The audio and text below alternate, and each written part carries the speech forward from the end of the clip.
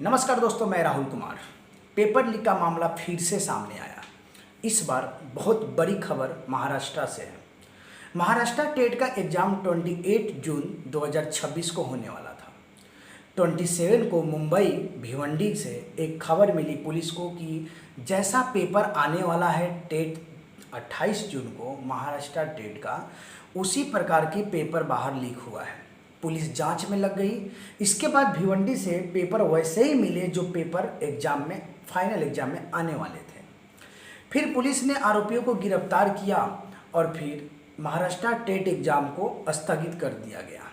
आगे का date official आएगा, कब आएगा गवर्नमेंट आपको बताएंगे। दोस्तों, ये सिर्फ महाराष्ट्र की बात मैं नहीं कर रहा हूँ, ये सिर्फ महाराष्ट्र का नहीं है, महाराष्ट्र टेट एग्जाम की बात नहीं है। अभी जस्ट थोड़े दिन पहले नीट एग्जाम हुआ था।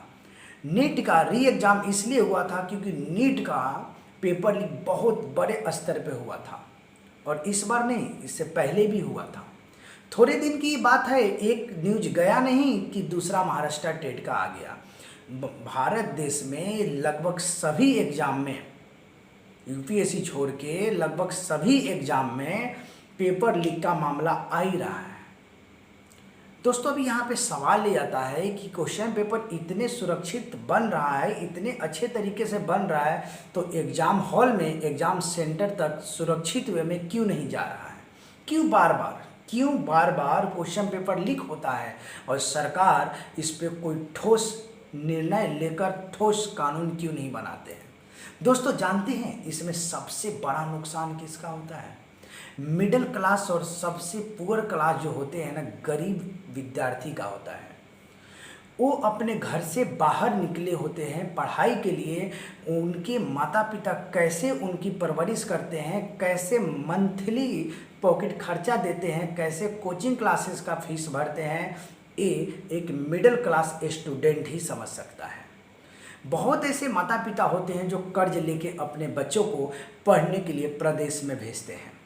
बहुत ऐसे माँ होती है जो अपने कंगन, अपने मंगलसूत्र, अपनी ज्वेलरी को बैंक में लगाकर उस पैसे से अपने बच्चों को पढ़ाते हैं, एक उम्मीद के साथ कि हमारे घर की स्थिति बहुत अच्छा हो जाएगा। लेकिन क्या मिलता है उनको? महीनों सालों की परिश्रम, रात दिन एक करके विद्यार्थी पढ़ाई करते हैं और एग्जाम से एक दिन पहले मालूम चलता है पेपर लीक हो गया। एक दिन पहले मालूम चलता है कि पेपर लीक हो गया। सोचो उनके ऊपर क्या बीतता होगा।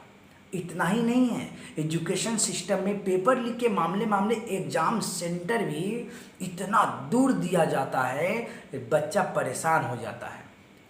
वहीं तक बात खत्म नहीं होती है।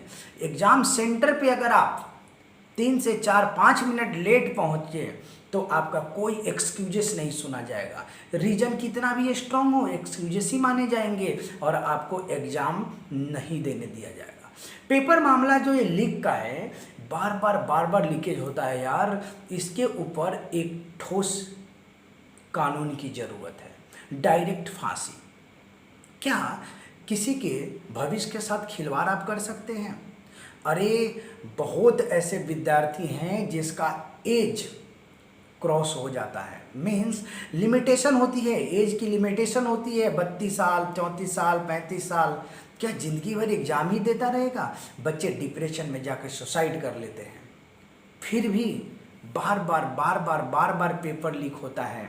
सोचो उनके ऊपर क्या बीतता होगा जो एक मिडिल क्लास अपने पूरे ज़िंदगी का कमाई, उनके पिता पूरे ज़िंदगी का कमाई बच्चे की परवरिश के साथ साथ पढ़ाई में लगा देते हैं, सिर्फ एक उम्मीद से, सिर्फ एक उम्मीद से। एक उम्मीद के लिए पे पूरा उनका भरोसा टिका होता है कि बच्चा परीक्षा देगा और एक ऑफिसर बनेगा, एक टीचर बनेगा, हमारे घर की स्थिति बहुत अच्छा हो जाएगा।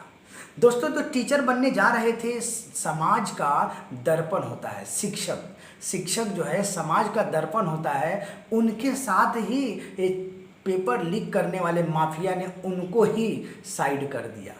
वो जो समाज के दर्पण दिखाने वाले होते हैं उनको ही साइड कर दिया। लगभग 4 से 5 लाख लोगों ने फॉर्म भरा था, सभी के उम्मीद पे पानी फेर दिया। दोस्तों इस पे आप क्या सोचते हैं, आपका अपनी राय क्या है, आप लोग कमेंट बॉक्स में ज़रूर बताएं।